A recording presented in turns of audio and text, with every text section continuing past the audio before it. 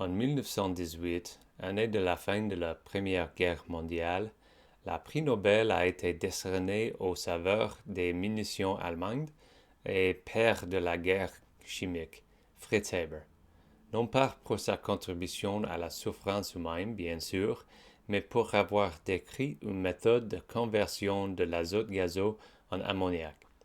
Le choix était encore controversé, mais il est un exemple des questions morales auxquelles tous les scientifiques et ingénieurs, et en particulier les scientifiques et ingénieurs militaires, doivent faire face. La fixation d'azote est une technologie dite à double usage. Elle a eu des applications militaires immédiates et importantes. Elle a permis à l'Allemagne de continuer à produire des explosifs et à faire la guerre, mais elle a aussi des applications civiles importantes. L'ammoniac est un ingrédient clé des engrais. Comme je l'ai dit dans la première vidéo de cette semaine, les composés azotés nécessaires à la vie végétale et animale sont relativement rares. Le processus Haber-Bosch les fournit dans les quantités que les bactéries ne peuvent pas fournir et a rendu l'agriculture au moins 400% plus efficace. On estime que la moitié de l'azote présent dans votre corps provient des engrais synthétiques. Autrement dit, la moitié de la population mondiale doit son existence à Haber-Bosch. Tout comme l'Haber-Bosch peut être utilisé de deux façons, les réactions chimiques peuvent également se dérouler dans les deux sens. L'azote et l'hydrogène se combinent à produire l'ammoniac et la façon dont nous voulons qu'il fonctionne. Mais le processus inverse, la conversion d'ammoniac à l'azote et l'hydrogène, se produit également. Sous une pression, une température et des conditions catalytiques données, une direction réagit plus rapidement que l'autre, mais les deux se produisent en même temps et de façon continue.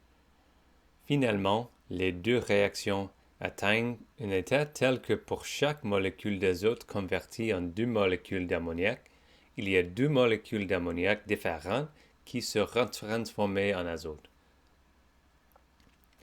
Lorsque les taux de réaction dans les deux directions sont égaux, on parle d'équilibre, c'est-à-dire un rapport stable entre les produits et les réactifs. Nous pouvons calculer le rapport en divisant les concentrations des produits par les concentrations des réactifs pour obtenir une constante K.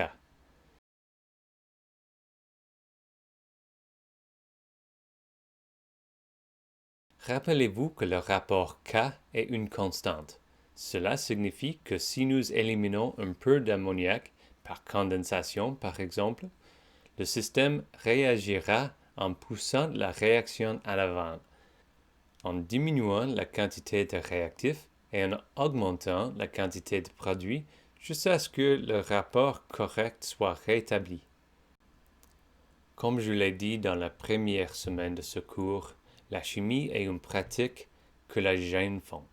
Ainsi, même si l'azote n'a pas de dimension éthique intrinsique, les problèmes que le scientifique aborde et les applications que les ingénieurs servent ayant certainement. Nos choix ont des conséquences. Les choix de Fritz Haber ont eu des conséquences globales. Certaines étaient bénéfiques, d'autres nocives. Et ce n'est pas à nous de décider où se situe cet équilibre. Tout ce que nous pouvons faire, c'est nous rappeler notre devoir de respecter la dignité de toutes les personnes dans notre poursuite d'une meilleure connaissance de notre univers et d'utiliser ce savoir pour le bien public.